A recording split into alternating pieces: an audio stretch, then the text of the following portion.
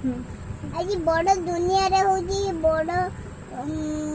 कथा होची family problem